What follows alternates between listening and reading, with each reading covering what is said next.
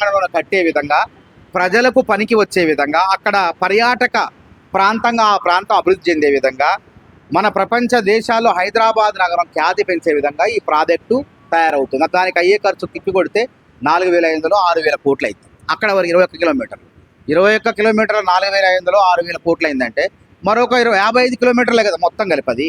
మా అంటే 20 కోట్లు, 25,000 కోట్లు, 20,000 కోట్లు, 5,000 కోట్లు, 10,000 లోపల 6,000 కోట్లు అయితే మొత్తం కలిపి తిప్పి కొడితే.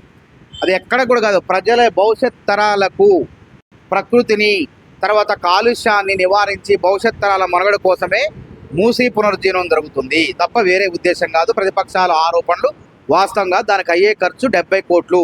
ఒక విగ్రహానికి దాని కింద మ్యూజియం ఉంటుంది. రకరకాల పర్యాటకులు పర్యటించి ఆ ప్రాంతంలో చూడదగ్గ ప్రదేశంగా మార్చేందుకు ప్రభుత్వం ప్రయత్నం చేస్తుంది.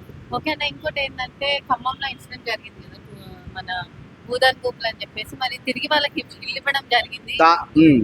412 మంది నిజమైనటువంటి పేదవాళ్లకు ఆడ పట్టాలు ఇవ్వటం జరిగింది.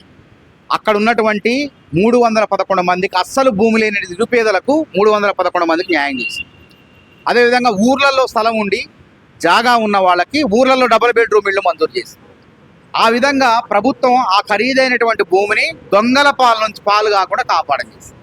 ఇప్పుడు తులసి వనంలో గంజాయి మొక్కలు ఉన్నట్టే పేదవాళ్ళ పేరు చెప్పి ఆడ బడా రియల్ ఎస్టేట్ వ్యాపారులు ఆడ తిష్ట వేసింది. అది మా ఖమ్మం అది మా 5 కిలోమీటర్ ఉంటుంది నాకు అది. దాన్ని అక్కడ రియల్ ఎస్టేట్ ఖరీదైన భూమి అయ్యేసరికి దాన్ని రియల్ ఎస్టేట్ వ్యాపారంగా మార్చి కొద్ది మందికి ఇళ్ళున్న వాళ్ళకి ఆడ అప్పచెప్పేసి దీన్ని ఆక్రమించుకోండి, మంచి ధర వచ్చిన తర్వాత అమ్ముకుందామని చెప్పి బినామీలను పెట్టి కొంతమంది రియల్ ఎస్టేట్ వ్యాపారులు వ్యాపారం చేయబోతే రేవంత్ రెడ్డి సర్కారు అట్లాంటి వాళ్ళపైన ఉక్కుపాదం మోపి నిజమైనటువంటి పేదవాళ్లకు 311 మందికి అక్కడ ఖరీదైనటువంటి భూమిని 70 గజాలు 100 గజాలు చొప్పున ఇచ్చింది. మరి ఇది న్యాయమా అన్యాయం ఒకసారి ఆలోచన చేయండి. అవునండి, ఇప్పుడు ఈ విషయం అంటే రేవంత్ రెడ్డి గారు వాళ్ళ గురించి ఆలోచించే నాకు తెలిసి డిమాలిషన్ స్టార్ట్ చేసి ఉండొచ్చు.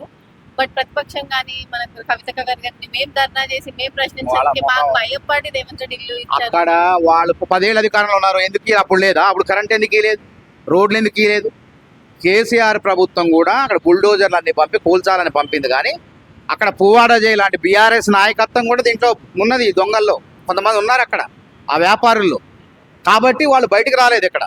కాబట్టి కవిత ఏంటంటే నేను చెప్పిన కొత్త బిచ్చగాడు కాబట్టి ఏం తెలుసుకోకుండా ఆడికి పోయి లీడర్షిప్ చేద్దాం, నేను లీడర్ అవుదాం అనుకుంటాను.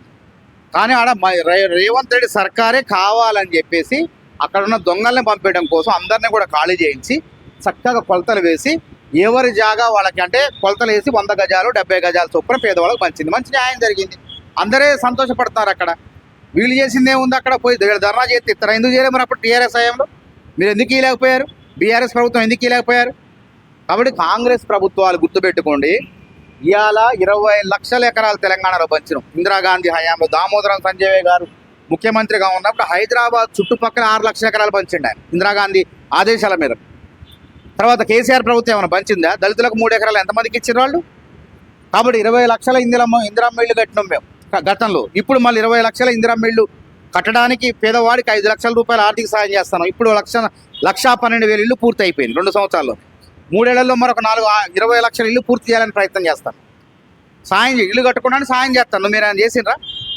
అటు వాళ్ళకి బీఆర్ఎస్లో ఉన్న వాళ్ళకి కవితకు కానీ నైతిక హక్కు లేదు. పేదవాడికి పేటెంట్ అంటే కాంగ్రెస్ పార్టీనే. పేదవాడికి ఇలా అన్నం పెట్టినా, కూడు పెట్టినా, గూడు పెట్టినా, ప్రభుత్వ భూములు పంచినా, అసైన్డ్ భూములు పంచినా అది కాంగ్రెస్ ప్రభుత్వాలే చేసిన తప్ప వేరే ప్రభుత్వాలు చేయలేదు. గుంజుకున్నారు ఇంక వీళ్ళు. కాంగ్రెస్ ప్రభుత్వం ఇచ్చినటువంటి అసైన్డ్ భూములు గుంజుకుంది కేసీఆర్ ప్రభుత్వం. కాబట్టి కవితకు కానీ వాళ్ళకి నైతిక హక్కు